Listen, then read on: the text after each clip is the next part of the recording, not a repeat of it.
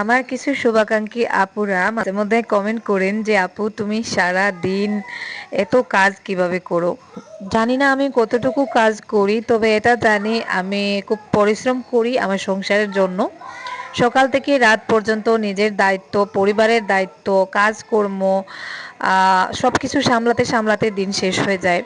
কিন্তু জানেন, এত কিছুর মাঝেও আমার সবচেয়ে বেশি তৃপ্তি লাগে তখন যখন নিজের দায়িত্বের পাশাপাশি অন্য কারো দায়িত্ব নিতে পারি। কারণ আমি বিশ্বাস করি শুধু নিজের জন্য বেঁচে থাকাটা জীবন না। কাউকে একটু সাহায্য করা, কারো পাশে দাঁড়ানো, কারো কষ্ট একটু কমিয়ে দিতে পারা, এগুলোও এক ধরনের শান্তি। হয়তো অনেক সময় শরীর ক্লান্ত হয়ে যায়, কখনো কখনো নিজের জন্যও সময় থাকে না। তবুও মন থেকে একটা ভালো লাগা কাজ করে যে আমি শুধু নিজের গড় না, নিজের মানুষগুলোর জীবনটাও একটু সহজ করার চেষ্টা করছি। সেই সাথে সবথেকে বড় যে ভালো লাগাটা আমার মধ্যে কাজ করে সেটা হচ্ছে আমি কারো উপর ডিপেন্ডেন্ট করি না। এটাই হচ্ছে আরো একটা বড় কারণ। দিন শেষে এই পরিশ্রমটাই আমার কাছে ভালোবাসা, এই দায়িত্বগুলোই আমার কাছে নিজের অস্তিত্বের পরিচয়। আসসালামু আলাইকুম, আশা করি আপনারা সবাই ভালো আছেন, আমরা ভালো আছি আলহামদুলিল্লাহ। সুখ দুঃখের সংসারের আরো একটা নতুন ভিডিওতে আপনাদেরকে আরো একবার স্বাগত জানাই। সকালে সবজি বাগানে টুকটাক কাজ দিয়ে আজকের ভিডিওটা শুরু করছি। একটু একটু করে এখন আমার নতুন সবজি বাগানেও কাজ করতেছি।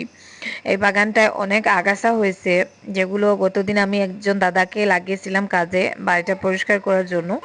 তো উনি পুরাতন সবজি বাগানটা পরিষ্কার করতে করতে বিকাল হয়ে গেছে, তাই নতুন সবজি বাগানে আর কাজ করা যায়নি। আর ওই বাগানটাতে এত আগাছা হয়েছে যেগুলো আমাদের পক্ষেও সম্ভব না। কারণ এত গরমের মধ্যে এত হার্ড কাজ করা একেবারেই পসিবল না। বিশেষ করে আমি তো পারবো না, আর বাকিরা তো আর পারবেই না। তো যাই হোক, এখানে দেখুন আমি আমার নতুন যে রান্নাঘরটা করছি তার সামনে একটু জায়গা ফাঁকা আছে। তো ওই জায়গাটায় আমি লাই শাকের বীজ লাগিয়েছিলাম, যেটা খুব সুন্দরভাবে উঠেও ছিল। কিন্তু আমার নতুন গোটা যখন মানে নতুন রান্নাঘরে যখন সনের চাল লাগানো হয়েছিল, তখন যারা যারা কাজ করছিলেন ওনারা পায়ের চাপ দিয়ে সবকটা নষ্ট করে ফেলছেন। তো ওই জায়গার মাটিগুলো একটু বসে গেছে। এখন জায়গাটা কুড়ে আবারও ভাবছি কিছু মানে একটু ডাঁটা শাকের বীজ লাগিয়ে দিব। কারণ রান্নাঘরের ঠিক সাইডে বড় ধরনের কিছু লাগানো যাবে না, একটু শাক জাতীয় কিছু লাগালে দেখতে ভালো লাগবে। তো জায়গাটা কুড়ে রাখতেছি। আর গতকালকে আমি যে ডাটার বীজগুলো রোদে দিয়েছিলাম, জায়গাটা কুড়ে বিকালের দিকে আমি ওই ডাটার বীজগুলোই লাগিয়ে দিব। শুধু শুধু এই জায়গাটা ফাঁকা পড়ে আছে, আর রান্নাঘরের এই সাইডে একটু শাক জাতীয় কিছু হলে মানে ভিউটাও দেখতে ভালো লাগবে, সেই সাথে একটু শাকও খাওয়া যাবে। তো এদিকে শিফার কাণ্ড দেখুন, আমি ওই জায়গাটা কুড়ার সময় একটা মরিচের গাছ উঠিয়ে ফেলেছিলাম। তো ওটা রাস্তার মধ্যে পড়ে গেছে, ওটা এখন সে আমার নতুন রান্নাঘরের এক সাইডে এনে লাগিয়ে দিচ্ছে। সকাল থেকে আমি এখন পর্যন্ত কিছু খাই নাই, জাস্ট একটু লেবুর পানি খেয়েছিলাম। তো এখন দেখুন আমি দুধ নিছি, দুধের সাথে 2টা বনরুটি নিছি। তো আমার খুব শখের এই জায়গাটা হচ্ছে আমার রান্নাঘরের পেছনের বারান্দা, যেখানে এই দোলনাটায় বসে বসে খাবার খেতে আমার খুব ভালো লাগে। তো খুব মজা করে খাবার খাচ্ছিলাম, তার মধ্যে ফোন এলো, আমার একটা পার্সেল আসছে যেটা আমি অনেক দিন আগে অর্ডার করেছিলাম, কিন্তু এত লেট করছে ওটা ডেলিভারি দিতে। তো এই পার্সেলটার কথা আমি প্রায় ভুলে গিয়েছিলাম। তো যাই হোক, আজকে ওরা ফোন করলো। আর এই যে ড্রেসটার কালারটা আমার এত ভালো লাগছে, কিন্তু ফিটিংসটা অতটা ভালো না। তো জানি না রাখবো নাকি রিটার্ন করে দিব। তো এখন একটু রান্নাবান্না করব। রান্নাবান্না করব বলতে গতদিন যখন ডাক্তারের কাছে গিয়েছিলাম, আসার সময় আমি 1 প্যাকেট পনির কিনে আনছিলাম। পনির খেতে আমার এত ভালো লাগে, মানে মাছ এবং মাংসের থেকেও পনির আমার কেন জানি এত ভালো লাগে জানি না। সচরাচর তো খাওয়াও হয় না, মাঝে মধ্যে খাওয়া হয়। তো পনিরের প্যাকেটটা এনে ফ্রিজে রাখছিলাম, তারপরে আমি প্রায় ভুলে গিয়েছিলাম। আজকে ভাবলাম পনিরটা রান্না করে নেই। তো প্রথমে পনিরটাকে হালকা একটু ভেজে তারপরে আর কি একটু বুনা বুনা টাইপের করব। এই পনিরটা শুকনো ছিল, মানে কিছু পনির যে পানির মধ্যে ডোবানো থাকে ওটা না, শুকনো পনির যেটা রেস্টুরেন্টে পাওয়া যায়। তো পনিরের টেস্টটা আমার কাছে এত ভালো লাগছে। তো রান্না করার পরে দেখুন আমি কষাতে কষাতে একেবারে তেল ছাড়িয়ে নিয়েছি। তো এখন আমি তরকারিটা নামিয়ে নিব।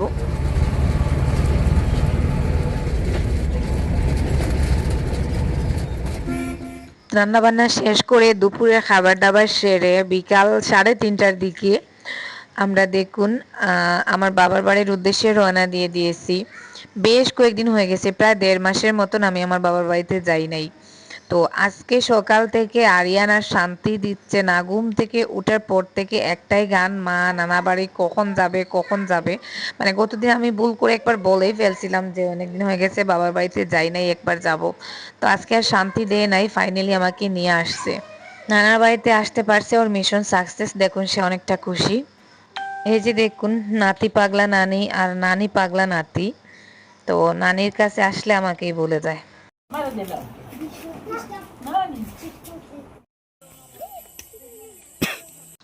যেহেতু বিকালের দিকেই আসছি, আরিয়ানের বাবা বলছেন রাতে প্রায় রাত 9টার আগে বাড়িতে ফিরে যেতে, কারণ আজকে আর কি থাকার প্ল্যান করে আসি নাই। তো উনি বলছেন যে ওখানে থাকার প্রয়োজন নেই, রাত হলেও চলে এসো। তো যাই হোক, আমি তো একটু পরে সন্ধ্যা হয়ে যাবে, আর টাইম পাবো না, তাই বাড়িতে এসেই ভাবি চা রান্না করছিলেন, আমি চা খাবো না বলেই বেরিয়ে চলে আসছি একটা কাঁচি নিয়ে কাঁঠালের গাছে। কাঁঠালের গাছ থেকে ছোটো দেখে একটা কাঁঠাল পারবো। অনেকদিন হয়ে গেছে, মানে এই বছর এখন পর্যন্ত কাঁচা কাঁঠালের তরকারি রান্না করে খাওয়া হয় নাই। তো ওই জন্য আমার অনেকদিন থেকে মনে চাচ্ছিল কাঁচা কাঁঠাল তরকারি হিসাবে রান্না করে খাবো, যেটা আমার খুব ফেভারিট। তো খাওয়া হয় নাই, তাই চলে আসছি একটা কাঁঠাল নিতে। তো ছোট ছোট কাঁঠাল 2টা পারছি, মা বলতেছেন আরো পার আরো পার। তো আমি বললাম যে না থাক, 2টাই নেই, কারণ 2টা কাঁঠালই খাওয়া যাবে না, আর এত বেশি করে নিয়ে কি করব। আর নিচের কাঁঠালগুলো ছোট ছোট ছিল, আমি উপরের দিকের গুলো পারতে পারি নাই, তাই ছোট দেখে 2টা নিছি। গরমের মধ্যে আমার ভাই পুকুরে সাঁতার কাটতেছেন আর বলতেছেন আমাকে ভিডিও কর, আমাকে ভিডিও কর। তো দেখুন পুকুরে সাঁতার কাটাটা, মানে সাঁতার কাটা দেখলেই আমার পুকুরে ঝাঁপিয়ে পড়তে ইচ্ছা করে, তবে আজকে সময় নেই। কাঁঠালগুলো নিয়েই বাড়িতে চলে যাচ্ছি, কাঁঠালগুলো পুকুর থেকে ধুয়ে নিয়ে চলে যাচ্ছি। তারপরে আমার সব থেকে বড় একটা মিশন আছে, যেটা হচ্ছে আমি পুকুর থেকে বড়শি দিয়ে মাছ ধরবো। গত কয়েকদিন থেকে কেন জানি, মানে ফেসবুকে আমি একটা চ্যানেলের ভিডিও দেখি, শুধু মাছ ধরার ভিডিও। তো বড়শি দিয়ে একজন ভদ্রলোক উনি মাছ ধরেন, আর আমি মানে দেখে আফসোস করি, কারণ আমার বড়শি দিয়ে মাছ ধরার কাহিনীটা যদি আপনাদেরকে বলি তাহলে আপনারা অবাক হয়ে যাবেন। কলেজ থেকে গরমের মধ্যে আসতাম, এসেই কাপড় চোপড় খুলে 2টা খেয়েই বড়শি নিয়ে পুকুরে চলে আসতাম, অনেকদিন না খেয়ে চলে আসতাম। তো এত নেশা আমার মাছ ধরাতে, বিশেষ করে বড়শি দিয়ে মাছ ধরাতে আমার এত বেশি নেশা ছিল। তো উনার ভিডিও দেখে দেখে এখন আমি প্রত্যেক দিন রাতে স্বপ্নে দেখি আমি বড়শি দিয়ে বড় বড় মাছ তুলতেছি পুকুর থেকে। তো যাই হোক, আজকে এসে ভাবলাম আমি বড়শি দিয়ে মাছ ধরবো।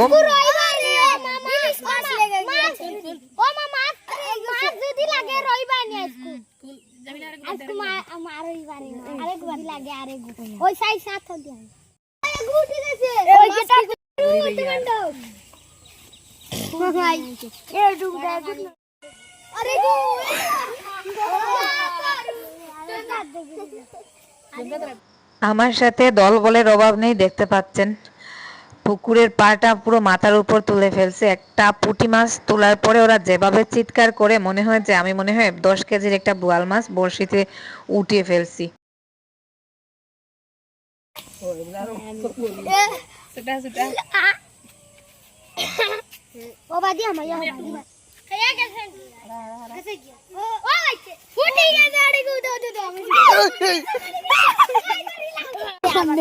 ও ডুঙ্গাত যায়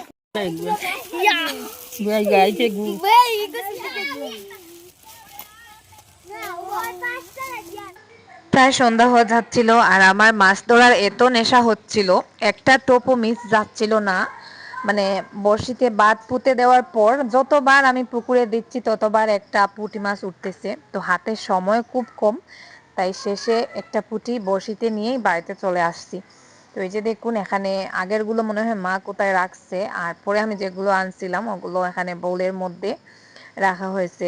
বড় বড় সাইজের প্রত্যেকটা মাছের ভেতরে এতগুলো ডিম। তো আমাদের গড়ে দেখা যায়, আমাদের পুকুরে বড়শি দিলেই এই বড় বড় পুঁটি মাছগুলো এত বোকা খুব তাড়াতাড়ি উঠে যায়। মাছ ধরার নেশায় আমি এত মত্ত হয়েছি, বিকালে মাছ ধরতে গিয়েছিলাম, টাইম পাইনি, তাই আজকে দেখুন বাবার বাড়িতে থেকেই গেছি, অনেকদিন পরে রাতের বেলা থাকতেছি। তো সন্ধ্যার পরে সবাই মিলে একসাথে চা খাচ্ছি। আর আরিয়ানের বাবাকে ফোন করে বলেই দিছি যে আমি আজকে আসবো না, আগামীকাল সকালে আসবো। তো যাই হোক, বেশ ভালোই লাগতেছে, অনেক দিন পরে বাবার বাড়িতে এসে রাতের বেলা থাকতেছি, তা না হলে আমার তো আর রাতের বেলা থাকা হয় না। তো এখানে দেখুন রাতের বেলা আমি আসছি শুনে আমার বোন, ও যে শারমিন, তার মা, আর হচ্ছে রুজি, হাসিনা, ওরা আসতেছে। ইয়াল্লা গই না পানি। আইও আইও আইও, ওকে সালাম করো না।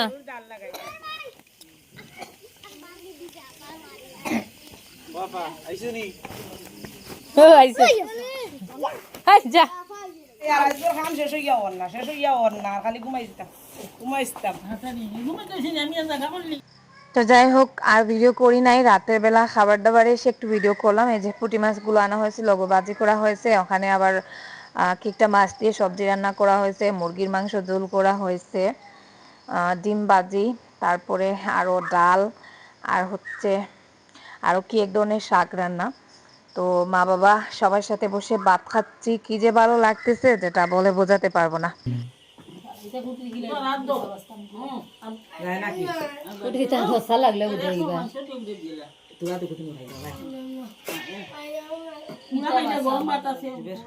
সকালে ঘুম থেকে উঠতে না উঠতেই আবারও চলে আসছি পুকুরে মাছ ধরার জন্য। মানে নেশাটা কোনো মতেই কাটাতে পারতেছি না। গতকালকে এই মাছ ধরার মানে আশায় থেকে গেছি যে বিকালে তো টাইম চলে যাচ্ছে, আর একটার পর একটা সন্ধ্যা অবধি বড়শিতে মাছ তুলছি। তো তারপরে ভাবলাম যে আজকের দিনটা থেকে যাই, তাহলে কালকে সকালে আবার বড়শি দিয়ে মাছ ধরতে পারবো। তো যাই হোক, এখানে কিছু মাছ তোলা হয়েছে, আরও তুলছি। তো দেখা যাক মাছ ধরার মানে শখ যখন পূর্ণ হয়ে যাবে তারপরে খাওয়া দাওয়া করে বাড়িতে যাব।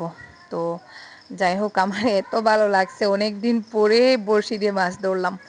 বিয়ের আগে কিন্তু আমি এত বড়শি দিয়ে মাছ ধরতাম, মানে মাছ ধরার জন্য আমি একেবারে পাগল ছিলাম, কিন্তু মাছ খেতে ইচ্ছা করে না, জাস্ট মাছ ধরবো।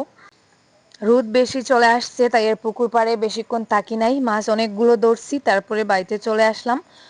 তো এখানে দেখুন আমার ভাই নারকেল গাছ থেকে নারকেল পাড়তেছেন, সবাই মিলে যেহেতু একসাথে হয়েছি, তো বাইকে বললাম নারকেল পেড়ে দেওয়ার জন্য।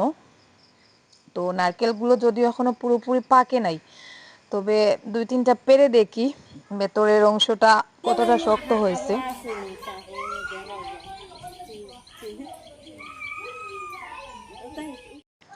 বাবার বাড়িতে আসলে আমার খুব ভালো লাগে, যেহেতু বাবা আছেন, মা আছেন, মনে হয় যে আর কিছুদিন পরে হয়তো বাবার বাড়ি থাকবে, কিন্তু বাবা হয়তো থাকবেন না বা মা থাকবেন না।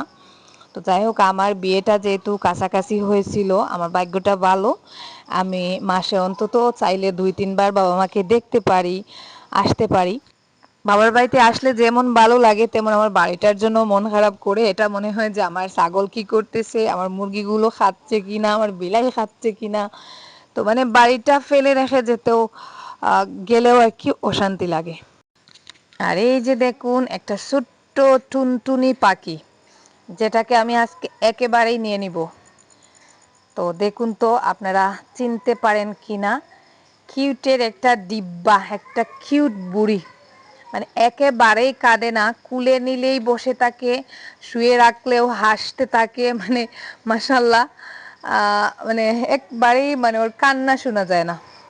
এই ছোট্ট কিউট বেবি বাচ্চাটাকে আমি আজকে দত্তক নিয়ে নিচ্ছি, একেবারের জন্য নিয়ে চলে যাব, আমরা 1 লক্ষ টাকার বিনিময়ে ওকে নিয়ে যাব, তাই না বাবু? দেখুন কি কিউট একটা বাচ্চা, মাশাল্লাহ। ওর ক্যামেরা যখন ধরা হয়, মানে ও কি সুন্দর করে ক্যামেরার দিকে তাকিয়ে থাকে।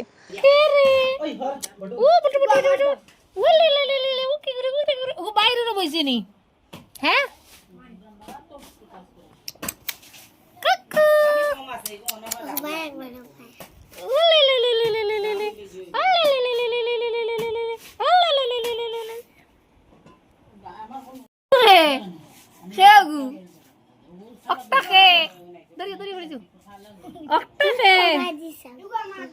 কি সুন্দরভাবে ক্যামেরার দিকে তাকিয়ে আছে দেখুন, ওর মুখের রিয়াকশনটা দেখুন। আর এই যে আরেকটা বুড়ি, মানে ও হচ্ছে মোবাইল দেখলেই নাচানাচি শুরু করে দেয়, টুলের উপর উঠে নাচানাচি করতেছে। তো যাই হোক, আমি একটু মজা করলাম, আপনারা তো বুঝতেই পারতেছেন। তো ও হচ্ছে আমার বাইজি, আমার বাইদের মধ্যে সবার ছোট যে ভাই, আমাদের বাসায় যে আমাকে যিনি কাজে হেল্প করেন, তো ওই বাইয়ের আর কি 3 মেয়ে, ও হচ্ছে সবার ছোট। 3 মেয়ে 3টা জান্নাত মাশাআল্লাহ। আর এই যে দেখুন আরেকজন ভাত খাবেন, উনি হচ্ছে খাটের নিচে বসে বসে অপেক্ষা করতেছেন। এদিকে আমরা ভাত খেয়েছি, জুবাইর খাচ্ছে। তো উনি খাটের নিচে বসে বসে আমার ক্যামেরার দিকে এত বড় বড় 2টা বল্টু দিয়ে তাকিয়ে আছেন। আমার চাচা অসুস্থ, তো এখন একটু চাচাকে দেখতে যাব। ওই যে চাচার বাড়ি, আমার ছোট চাচা, একমাত্র চাচা, ওনার স্ট্রোক হয়েছে। মানে উনি অনেকটাই অসুস্থ। তো আসার পর থেকে দেখতে পারি নাই, এইমাত্র আসতেছি। তো চাচার বাড়ির উঠানে একটা কাঁঠাল গাছ দেখুন, কাঁঠাল গাছে মাশাল্লাহ বড় বড় সাইজের অনেকগুলো কাঁঠাল হয়েছে। তবে যেটা সত্যি, এই গাছের কাঁঠালগুলো একেবারেই মজা না। এই যে দেখুন, কাঁঠালগুলো একটুও ভালো লাগে না খেতে, যার জন্য ওই কাঁঠালগুলো বেশিরভাগ সময় দেখা যায় কাঁচা হিসাবে কেটে তরকারি রান্না করে খাওয়া হয়। তার মধ্যে একটা খারাপ খবর চলে আসছে, আরিয়ানের বাবা অসুস্থ। মানে উনি সকালে ফোন করে বলতেছেন ওনার ঠিক আগের মতন মাথা ঘুরাচ্ছে, বমি হচ্ছে। তো খাওয়া দাওয়া জাস্ট করছিলাম, তার মধ্যে তাড়াহুড়ো করে মাত্র 10 মিনিটের ভেতর আমার বাইপুকে ফোন করে এনে যে রেডি, হিজাবটা পর্যন্ত পরি নাই, বেরিয়ে পড়ছি। তো জানি না কি অবস্থা, ওনাকে গিয়ে ডাক্তারের কাছে নিয়ে যেতে হবে। জানি না কেন কিছুদিন পর পর ওনার এই সমস্যাগুলো হয়। সুগার প্রেশার ফল করে নাকি আল্লাহ জানেন। তো খুব তাড়াহুড়ো করে বেরিয়ে পড়তেছি, দেখা যাক বাড়িতে গিয়ে কি অবস্থা দেখা যাবে। তো রাস্তাঘাটও মোটামুটি একটু শুকনো আছে। মানে অনেক দিন পর বাবার বাড়িতে আসলাম, একটা রাত থাকতে পারি নাই, তার মধ্যেই সমস্যা চলে আসছে। তো গতকালকে তো ওনাকে ভালোই রেখে আসছি। তো যাই হোক, আজকের মতো এ পর্যন্ত। আল্লাহ হাফেজ, আসসালামু আলাইকুম।